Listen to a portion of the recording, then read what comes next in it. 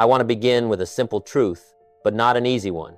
A lot of people wake up every morning, rush into a new day, work, pay bills, worry about responsibilities, then go to bed with a familiar sense of exhaustion. The next day repeats, year after year, and at some point they quietly ask themselves, where did my life go? The problem is not that you are not working hard enough. The problem is not your circumstances, the economy, or the people around you. The problem is that you are living without asking yourself the right questions. Imagine you are sitting on a ship with a very powerful engine. It runs nonstop, consuming a lot of fuel, but the ship has no steering wheel. It is moving, but without direction. Years go by, you travel very far, you just don't know where you are going. Many people's lives are exactly like that. I used to be that way. There was a period in my life when I was busy, I was trying, I was working nonstop, but deep inside, I knew I was drifting. I wasn't lacking effort, I was lacking awareness. And what changed everything for me was not an answer. It was the right question, appearing at the right time. You see, answers give you information, but questions guide your life. The questions you allow yourself to think about every day will determine whether you take responsibility or blame, whether you grow or stay stuck, and ultimately who you become in this life. In this video, I am not here to give you quick advice. I am also not here to tell you what to do tomorrow morning. I want to do something more important. I want to give you 10 questions. Not comfortable questions, not questions that sound nice, but questions that, if you dare to answer honestly, your life will not remain the same. Each question will strip away a layer of illusion. Each question will bring you back to your own responsibility. And each question will quietly shape the person you are becoming. And you should stay until the end of the video, because the final idea may change the entire way you see your life. Now, let's begin with the first question. First question, am I fully taking responsibility for my life? Let me ask you something, and I want you to truly listen to this question, not to answer quickly, but to feel it. If your life today is not what you want it to be, who is responsible? Many people, when asked this, don't answer right away. In their minds, very reasonable explanations begin to appear. Family circumstances, the economy, their job, how others have treated them, opportunities that came too late or never came at all. And all of those things may be true. But here's the truth. Life does not change based on valid reasons. Life changes when you take responsibility. Imagine you are sitting in a car, but your hands are not on the steering wheel.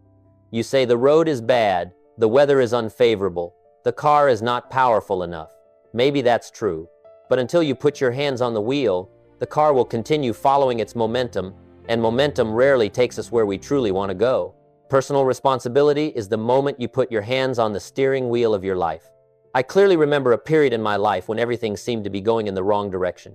I worked hard, but the results didn't match the effort. I had many reasons to explain why I hadn't succeeded yet. And then one day, someone asked me a very simple question, Jim, what do you expect to change if you don't change? That question made me silent. Because deep inside, I realized something painful but freeing. No one was coming to save me. And in that very moment, my life began to turn in a different direction. You see, responsibility is not a burden, it is a privilege. Because if everything is your fault, then everything can also be changed by you. An employee may say that his salary depends on the company. But the truth is, his value determines his income, whether at this company or another. A student may say that academic results depend on the teacher. But the truth is, attitude toward learning determines the future, not the classroom. Money is the same. The dollar has no emotions. It does not hate you, nor does it favor you. It simply reflects the value you bring. If you want more, the question is not why don't I have it yet, but who do I need to become to deserve it? That is when responsibility begins to transform you from the inside. Many people are afraid to take responsibility because they think it means blaming themselves. But those two things are completely different. Self-blame weakens you. Taking responsibility strengthens you. When you say, this is my life, you are also saying, these are my choices. And choices, no matter how small, repeated every day, create the trajectory of your life. Imagine a small drop of water falling steadily onto a large rock. Not through force, but through consistency, that drop of water eventually leaves a mark. Personal responsibility is the same. It doesn't need to be dramatic. It only needs to be practiced daily. I once looked back at my life and asked myself, if I keep living like this, where will I be in 5 years? The answer was not comfortable, but that discomfort woke me up. Because the right question does not come to make you comfortable. The right question comes to make you aware. And when you are aware, you begin to see clearly, not everything that happens to you is your fault, but everything that happens next is your responsibility. That is the moment you stop waiting, stop blaming, stop hoping that someone, something, or someday will change everything. Instead, you stand up straight and say, even if only in silence, from this point on, I take responsibility. And when you do that, something very interesting happens. Life begins to listen to you, because life always responds to those who dare to take the role of the one steering. But then, after you have accepted responsibility, a deeper question appears. A question no longer about circumstances, but about the person you are becoming. And that is the second question. Question 2. Who am I becoming each day? After you have put your hands on the steering wheel of your life, after you have said, I take responsibility, a more subtle question begins to appear. It is no longer, why is this happening to me? It becomes, who am I becoming? This is a dangerous question, because it does not ask what you have. It asks who you are becoming. Imagine a sculptor standing before a large block of stone. Each strike of his chisel does not create the statue immediately, but each strike removes what is unnecessary, gradually revealing the form within. Your life is the same. Every choice, every habit, every reaction is a strike of the chisel. And over time, they carve the person you become. The problem is, many people do not notice what shape they are carving themselves into. They focus on goals, how much income, what title, what house, and where. But they forget that every external goal is the result of an internal process. You do not achieve what you want. You achieve what you deserve based on who you are. I once said that income rarely exceeds personal development, and I still believe that today. A person may set a goal to earn $5,000 a month, but if he still keeps the mindset of someone worth only $1,000, then even if he is lucky enough to reach that number once, he will not keep it for long, because the internal system has not changed. The question, who am I becoming each day, forces you to look at that. Are you becoming more disciplined? Or are you becoming someone who increasingly compromises with your own laziness? Are you becoming more generous? Or are you becoming bitter because things don't go your way? Are you becoming more reliable? Or are you becoming someone who always has an excuse? Change does not happen in one big moment. It happens in very ordinary days, in how you respond to criticism, in how you treat people who cannot bring you any benefit, in how you talk about your dreams when no one is listening. I remember a young man who came to see me at a seminar. He said he wanted success, financial freedom, a high position in his job. I asked him a very simple question. How much time do you spend each day developing yourself? He was silent, not because he had no dreams, but because he had never asked himself that question. You see, success is not a place you arrive at. It is a person you become. If you want a different future, you do not start by changing the future. You start by changing the person who is walking into that future. Think about a tree. You cannot force it to grow faster by pulling its branches upward. You can only nourish the roots. When the roots are strong, the trunk will be solid. When the trunk is solid, the fruit will come in its season. Who you are is the root system of your life. If inside you are weak, undisciplined, lacking commitment, then even if opportunities appear outside, you will struggle to hold on to them. But if inside you are steady, then even when circumstances are not favorable, you will continue to grow. I once looked at myself and asked, Jim, if you continue thinking as you do now, acting as you do now, reacting as you do now, who will you become in 10 years? That question changed the way I read books, changed the way I chose friends, changed the way I used my time, not because I was afraid of failure, but because I began to care about the person I would become. And that is real maturity. Many people say they want a better life, but very few ask, am I becoming a better person? If you focus only on what you have, you will always compare. If you focus on who you are becoming, you will always progress. Progress does not have to be loud. It can be quiet. One page of a book each day, one extra hour of learning each week, one moment of controlling your anger, one timely apology. Those small things are carving you. And one day others will look at your success and say, he is lucky, but they do not see the quiet chisel strikes over many years. So I want you to pause for a moment, not to think about the next plan, not to calculate the next step, just to ask yourself, today, who have I become compared to yesterday? If the answer makes you proud, continue. If the answer makes you uncomfortable, do not ignore that feeling. It is a sign that you still care. And once you begin to look at who you are becoming, another question will naturally appear. A question not only about the person, but about the habits that are quietly leading that person. And that is the third question. Question 3, where are my habits today leading me? There is something interesting about life that few people realize. Big changes rarely come from big decisions. They come from small things repeated long enough.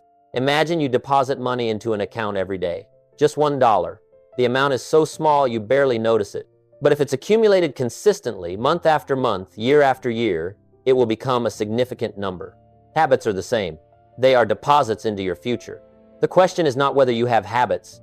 Everyone does. The question is, where are those habits taking you? A lot of people don't fail because of one big mistake. They fail because of a series of small habits that seem harmless. Waking up a little later, putting it off one more day, breaking a promise to yourself, saying tomorrow one more time. None of those is big enough to set off an alarm. But like a ship that is off course by only a few degrees, after thousands of miles, it will dock somewhere completely different. I've met people who said they didn't understand why 5 years went by and their lives didn't change. When I asked about goals, they had them. When I asked about dreams, they had them. But when I asked about daily habits, they went silent. Because dreams don't build the future. Habits do. You may want to be healthier, but if you don't take care of your body every day, that desire is just a nice idea. You may want financial freedom, but if you don't learn more skills, read more books, raise your value, then that desire will always be just words. I learned that discipline is not a punishment. It is the bridge between desire and results. Think about a drop of water falling onto a rock. One drop is nothing, but if it falls in the same spot day after day, year after year, even hard rock will be carved deeper. Your habits are carving into your future the same way. Some habits are building you, and some habits are wearing you down. The difference is sometimes very small. 1 hour of pointless entertainment every night may not bankrupt you. But 365 hours a year is a different number. One negative conversation every day may not make you bitter immediately, but after many years, it will shape how you see the world. I once asked myself, if I keep reading what I'm reading, listening to what I'm listening to, saying what I'm saying, who will I become in 10 years? That question made me more careful with things that seem small. Because habits don't just create results, they create people. A person who keeps small promises to himself each day will gradually become someone who can keep big commitments. A person who constantly breaks small promises will gradually lose trust in himself. And when you lose trust in yourself, every big goal becomes fragile. I have seen successful entrepreneurs not because they are smarter than others. They succeed because they maintain the right habits while others quit halfway. I have seen ordinary workers improve their income not because they are lucky, but because they spend time after work learning more, reading more, developing more. No one sees that process. But the final result is very clear. Life does not reward good intentions. Life rewards repeated action. So I want you to look at a very ordinary day of yours. Not an ideal day, not a day when you feel motivated. A truly ordinary day. What time do you wake up? What do you do in the first hour of the day? How do you talk to yourself? How do you use money? How do you use time? Those answers are writing the next chapter of your life. If you don't like the current direction, don't try to change your whole life overnight. Change one habit, one small thing, but change it for real and repeat it. Small discipline today is big freedom tomorrow. Small indulgence today is big limitation tomorrow. Life doesn't leap forward in an instant.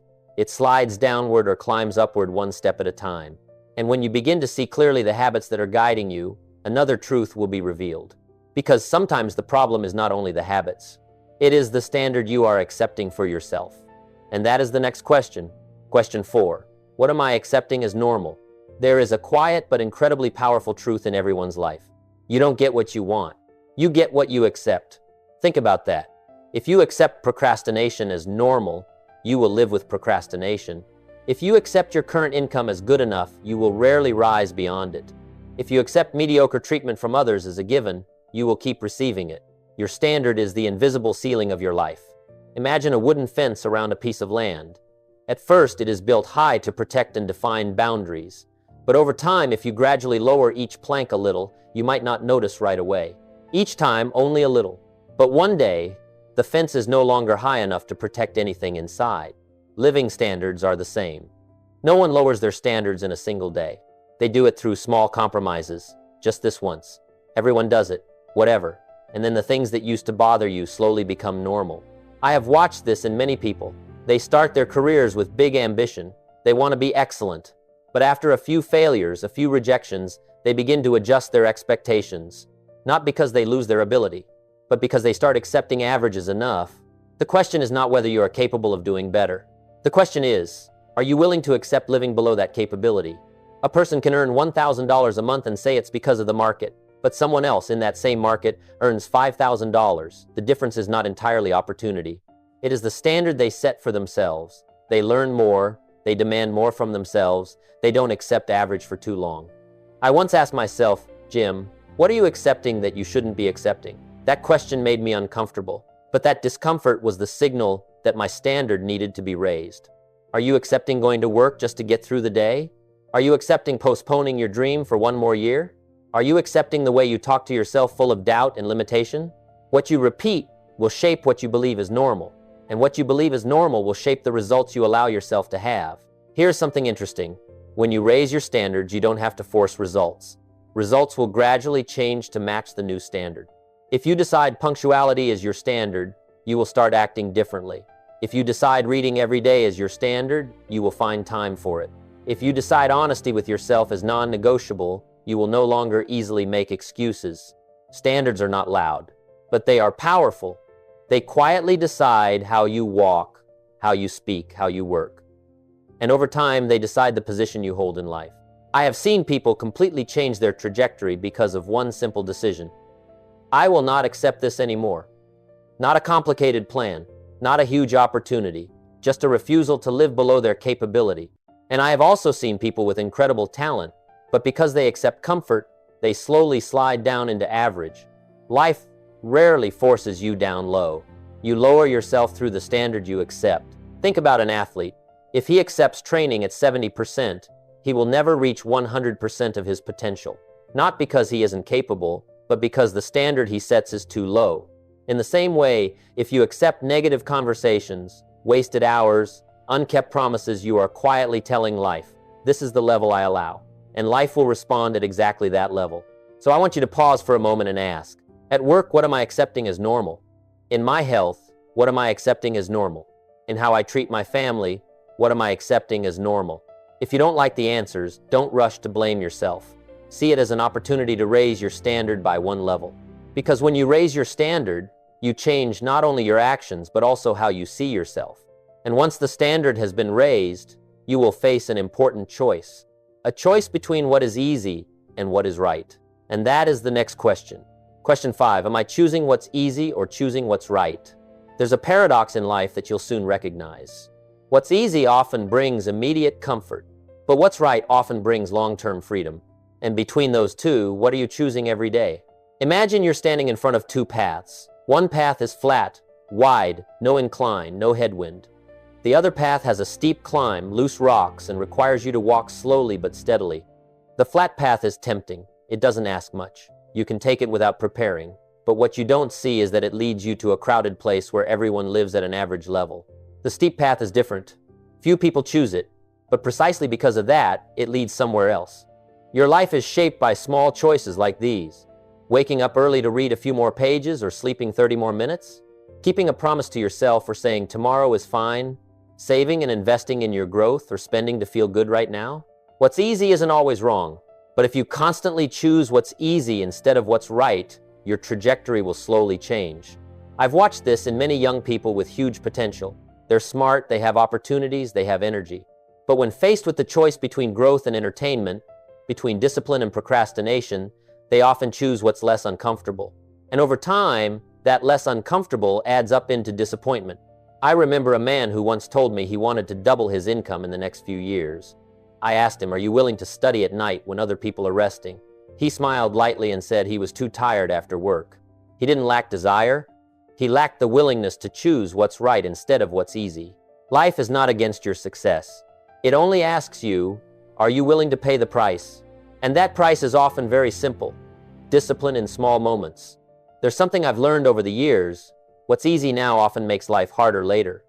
And what's hard now often makes life easier later. If you don't work out today because you're too tired, your body will gradually weaken over the years. If you don't learn today because you're busy, your skills will fall behind. If you don't face a hard conversation today, your relationship may crack later. Those small things don't create a crisis immediately. They create momentum, and momentum is a very powerful force. Like a large ship at sea, you can't change direction abruptly. But if you adjust the wheel just a little and hold that course long enough, the destination will be completely different. Every time you choose what's right instead of what's easy, you are adjusting the wheel. You may not see the results immediately, but you are changing the direction. I once asked myself, Jim, if you keep choosing comfort instead of growth, where will you be in 10 years? That question woke me up, because comfort may be the most subtle trap. It doesn't hurt right away. It lulls you. It makes you think everything is fine. But while you are comfortable, time keeps moving, and time doesn't negotiate. If you want financial freedom, you have to accept financial discipline. If you want respect, you have to accept responsibility. If you want a life you can be proud of, you have to accept difficult decisions. What's right isn't always attractive. It's often quiet. It often requires you to say no to what others are saying yes to. But what's right builds you from the inside. And one day, when you look back, you'll realize that it was the small, quiet choices, the ones no one saw, that made the biggest difference. So I want you to ask yourself, today, what am I choosing because it's easy? And what am I avoiding because it's hard but right? Maturity doesn't come from avoiding difficulty. It comes from walking through it one step at a time. And once you begin choosing what's right instead of what's easy, a deeper question will appear. A question no longer about actions, but about what truly matters in your life. And that is the next question. Question 6. What truly matters to me? There are people who stay busy their entire lives but never truly live. They run from one goal to the next. They work hard. They achieve a few things. But at some point, when everything quiets down, they realize an emptiness they can't quite name. Not because they didn't try, but because they never stopped to ask what truly matters to me. Imagine you are traveling on a ship in the middle of the ocean with a compass in your hand. But if that compass is off by just a few degrees, you won't notice right away. Every day, you're still moving forward.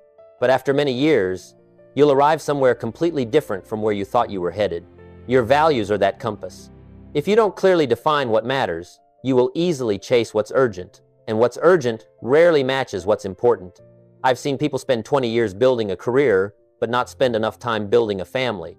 They may have good income, an impressive position, but their relationship with their children becomes distant, not because they don't love their family, but because they didn't ask early enough, what truly matters to me?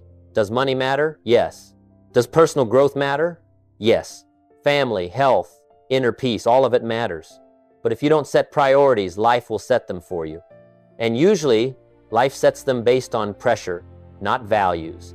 Someone may say family is the most important thing, but if his schedule doesn't reflect that, if he always gives time to everything else first, then the truth is in the actions, not the words.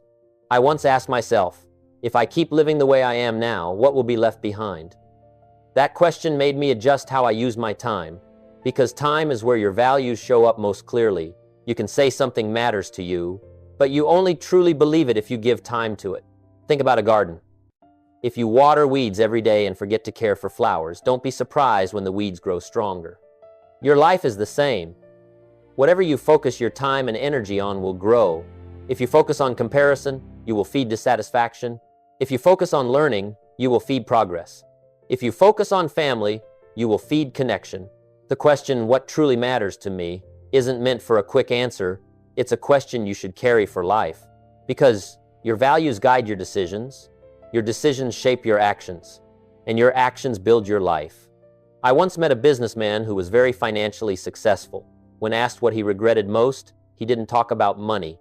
He talked about the evenings he missed when his kids were little, not because he lacked love, but because he didn't stop early enough to balance what truly mattered. Success without meaning will always leave a gap.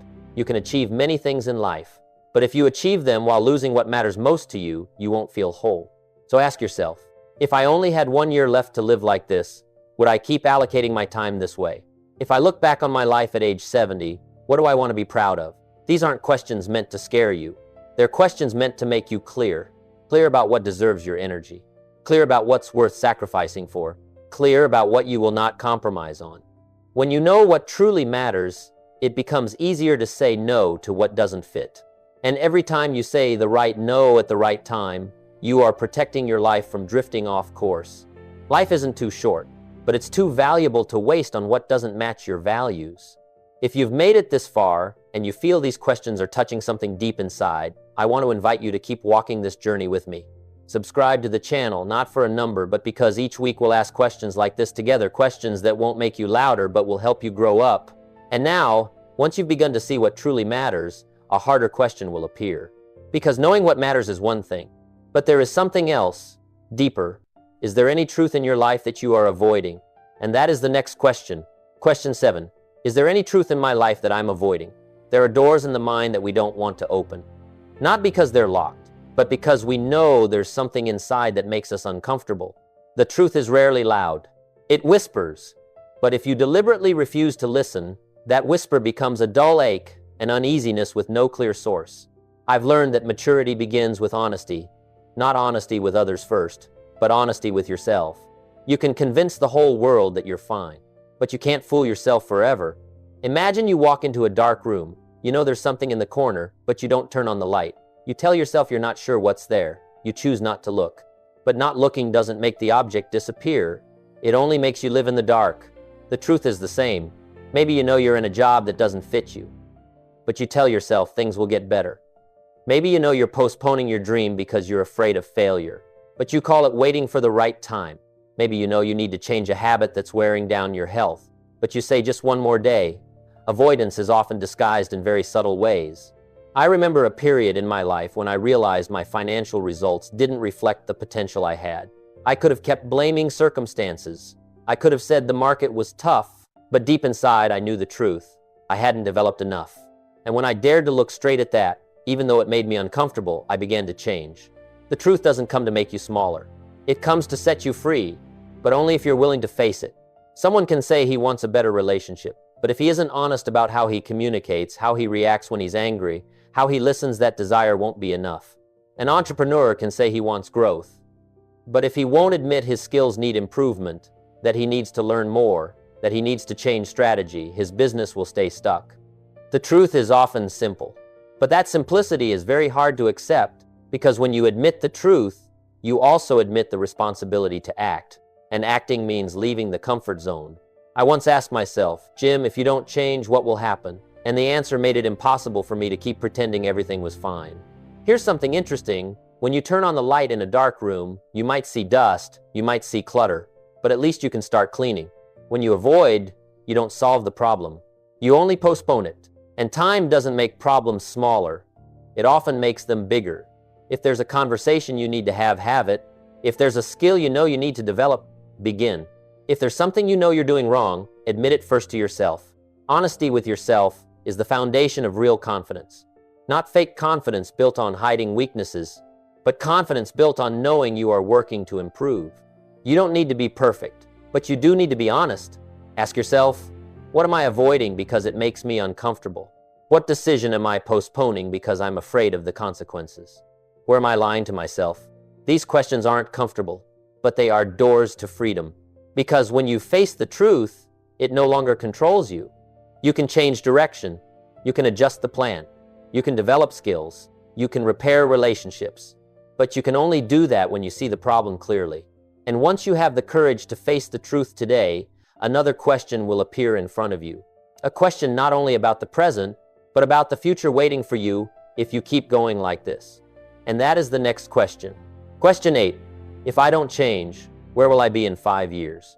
There is a very common illusion that the future will be better just because time passes. But time by itself doesn't make things better. Time only amplifies your current direction. Imagine you're standing on a long moving walkway that's slowly carrying you forward. You're not running. You're not adjusting. You're just standing still. After 5 minutes, you might not notice where you've gone. But after 5 years, you'll be in a completely different place. The question is not whether you are moving.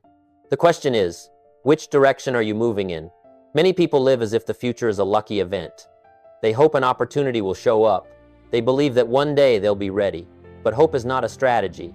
I once asked a middle-aged man, where do you think you'll be in 5 years?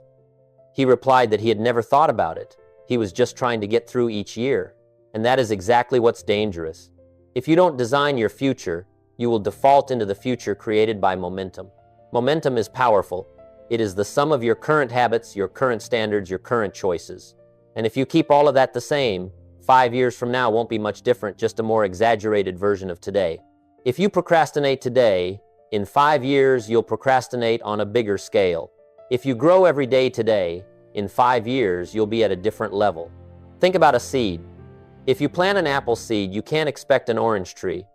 The future of the seed is determined by what it is and how you care for it. Your life is the same. What you plant today will bloom later.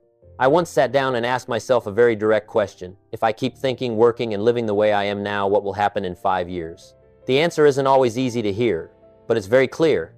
You can ask yourself the same. If I continue with my current level of discipline, where will I be? If I continue with my current money management, where will I be?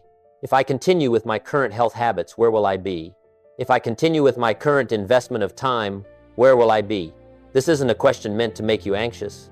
It's a question meant to wake you up. Because when you see your future honestly, you have the right to change it.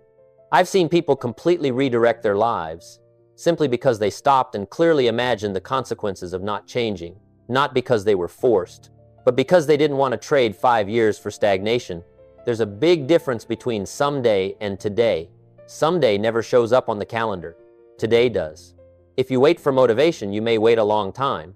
But if you clearly see your future without change, you will find a strong enough reason to act. The future is not a mystery. It is a result of what you read, a result of who you spend time with, a result of the habits you maintain, a result of the standards you accept. And here's the beautiful part. If you change just one of those factors today, the 5-year trajectory will change. Not immediately, but surely, like turning the wheel of a ship. At first, the change is small. But if you hold the new direction long enough, the destination will be completely different. So close your eyes for a moment and imagine the version of you 5 years from now if you change nothing. Are you satisfied? Are you proud? Or will you wish you had started sooner? This question isn't meant to create fear. It's meant to create clarity. Because when you clearly see what happens if you stay the same, you can decide differently. And once you start thinking seriously about the future, another question will appear. A question about value. Not the value you want, but the value you truly bring. And that is the next question. Question 9. Is my value worthy of what I want? There's something many people don't like to hear. Your income rarely exceeds the value you bring. That doesn't mean you don't have potential. It simply means the market responds to what you actually contribute. Imagine you walk into a store and see an item with a high price tag. You won't pay just because the seller wants that number. You pay because you believe the item has value that matches the price. Life works by the same principle. You may want higher income, a better position, greater respect, but the honest question is, does your current value match those desires? I once learned an important lesson. If you want to earn $5,000 a month, you have to become someone worthy of $5,000 a month. Not just wanting that number, but developing the skills, discipline, and mindset that match it. Many people confuse wanting with deserving. Wanting is emotion. Deserving is the result of growth. An employee may say he wants a promotion, but if he doesn't learn more, doesn't improve his skills, doesn't take more initiative, then that desire is just a nice idea. An entrepreneur may want higher revenue, but if he doesn't raise product quality, doesn't improve service, doesn't understand customers more deeply, then revenue won't naturally increase. Value isn't something you declare, it's something you prove. I once asked myself, Jim, do you truly deserve the income you're hoping for? And there were times I had to admit the answer was not yet. But instead of being discouraged, I took it as an invitation to grow. Because if the gap between what you want and your value is too large, you have two choices: lower your desire or raise your value. Successful people choose the second. Think of a bridge. If you want to cross a wide river, the bridge has to be strong enough to carry your weight. If the bridge is weak, you can't blame the river. You have to reinforce the bridge. Your personal value is that bridge. Your skills, your discipline, your reliability. Your ability to solve problems, how you treat other people, all of that creates value. And the interesting thing is this: when you focus on becoming more valuable, money and opportunity often follow. I've seen people spend years complaining about their income, but when asked how many books they read in the past year, how many courses they took, how many skills they improved, the answers are often very modest. You don't get paid for the time you put in. You get paid for the value you create in that time. 1 hour from someone with high skill can be worth far more than many hours from someone without it. That isn't to compare. It's a reminder that you can always increase your value. And when you do, the world responds. If you want more from life, ask, am I bringing more? This isn't a question meant to shame you. It's a question meant to lift you up. Because when you decide to become better, read more, learn more, train more, you are investing in the most valuable asset, yourself. Money can come and go. Opportunities can change, but who you become, will determine how you handle everything. So instead of only asking, how do I get more, ask, how do I become more valuable? That shift in the way you ask the question can change the trajectory of your life. And once you begin raising your value, one final question, deeper than all the rest, will be waiting for you. A question no longer about money, no longer about position, no longer about a distant future, but about the most important thing when you look back on your entire journey, and that is the final question. Question 10. If today were my last day, would I be proud of how I've lived? There is a moment in everyone's life when the noise settles.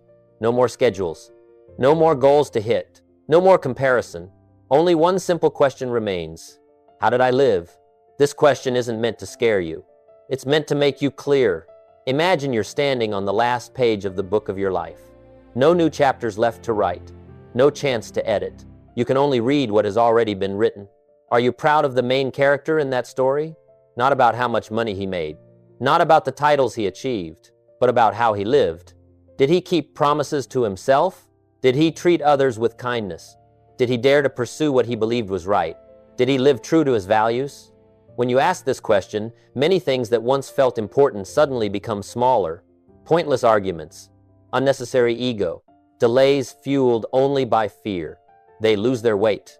I once asked myself, if tomorrow I no longer had the chance to fix anything, would I have regrets? And that question changed how I live today. Because regret often doesn't come from what you did. It comes from what you knew you should do but didn't do. Not saying thank you when you still could. Not apologizing when it was needed. Not pursuing a dream because you feared failure.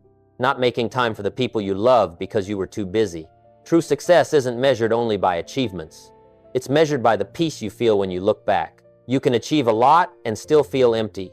But you can't live true to your values and feel meaningless. Think of a candle. It isn't loud. It isn't trying to impress. It simply burns steadily, giving light. And when it goes out, what remains is the imprint of the light it created. Your life is the same. You don't need to be famous. You don't need the whole world to know your name. But you can live in a way that the people around you can feel your integrity, your sincerity, and your effort. If today were the last day, would you be proud of how you used your time? Would you be proud of how you treated your family? Would you be proud of how you developed yourself? This question isn't asking you to change everything overnight. It only wants you to live more consciously, because when you live with the awareness that time is limited, you begin to value every small choice. You start saying what needs to be said. You start doing what you've been postponing. You start living not to impress, but to matter.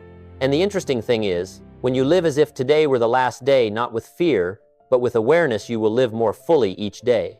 You don't wait for someday. You act today. You don't say, when I'm successful, I'll be happy. You build happiness in how you live every day. When you can look at your life and say, I lived honestly, I tried, I loved, I grew, that is a success no one can take away.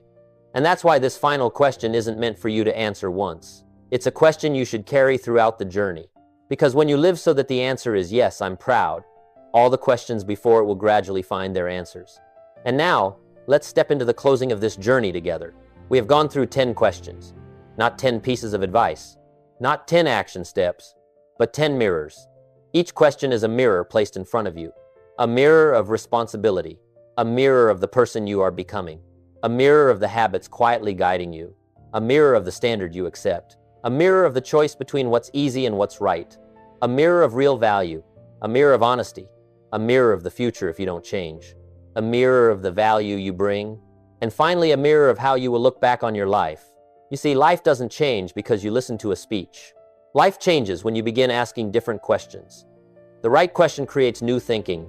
New thinking leads to new choices. New choices, repeated long enough, create a new person. And a new person creates a new life. A mindset shift isn't loud. It doesn't arrive with fireworks. It comes in very quiet moments when you sit alone and decide you won't keep living the same way anymore. If there's one thing I hope you carry with you after this video, it's this. Don't look for quick answers. Live with the right questions. Let them walk with you in the morning. Let them remind you in moments of indulgence. Let them guide you in hard decisions. Because 10 questions that will change your life doesn't change you just because you hear them. They change you when you dare to answer them honestly. If this video made you think, hit like so more people also have a chance to pause and ask themselves these questions. Subscribe to the channel so we can keep going deeper together into timeless principles of living. And if you think someone needs to hear this today, share it with them. And now I want to leave you with one last question for you to write down in the comments. Out of the 10 questions today, which question made you think the most? I've always believed that the quality of your life depends on the quality of the questions you are willing to face. Live so that each year that passes, you don't just get older, you grow wiser. I truly appreciate you staying until the end of this video.